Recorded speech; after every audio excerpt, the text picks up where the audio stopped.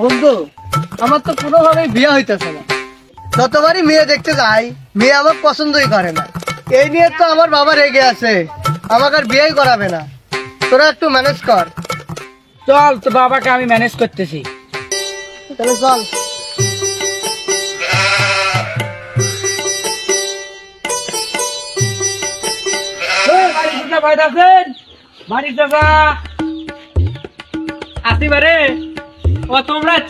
তো কি খবর? খবর তো ভালো, আপনার বেটা বিয়ে করার জন্য পাগলা হয়ে গেছে। না বাবু, আমি আর বিয়ে করার পারবো না। আমি এক এক করে 15টা মেয়ে দেখাচ্ছি।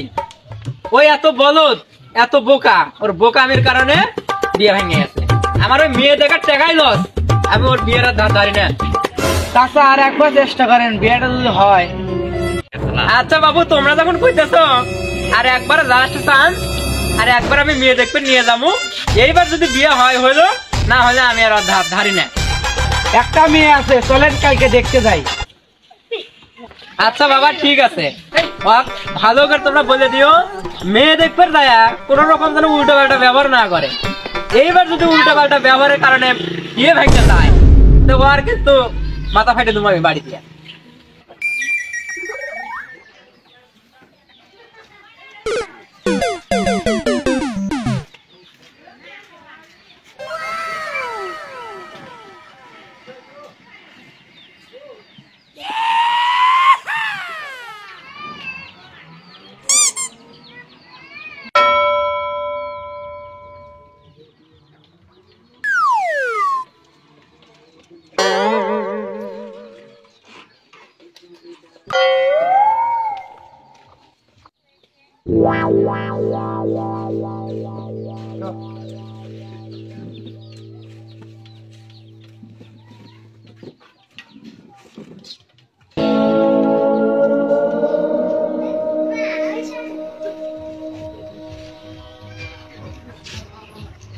আসসালামু আলাইকুম।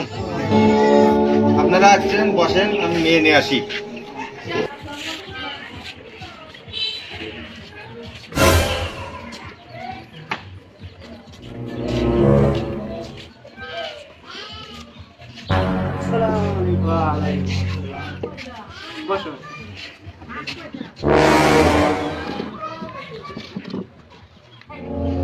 তো মেয়েটা একটু দেখান আমাদের।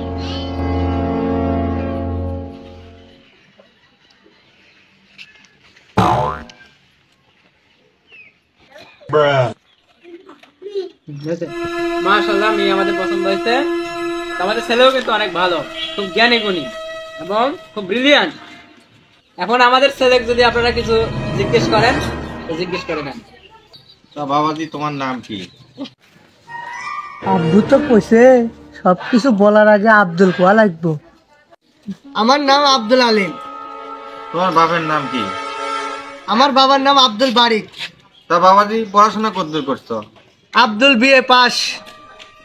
ছেলে কি পাগল নাকি? আর একটু প্রশ্ন করে দেখি। তোমার গ্রামের নাম কি? আব্দুল ছোটা লাঙ্গি। ছেলে তো আসলেই পাগল। আর একটু প্রশ্ন করি, একটি গরুর কয়টি পা আছে? আব্দুল 4টি পা আছে। বেটাক মেসাজ দেখাবে মান সম্মান শেষ আমার।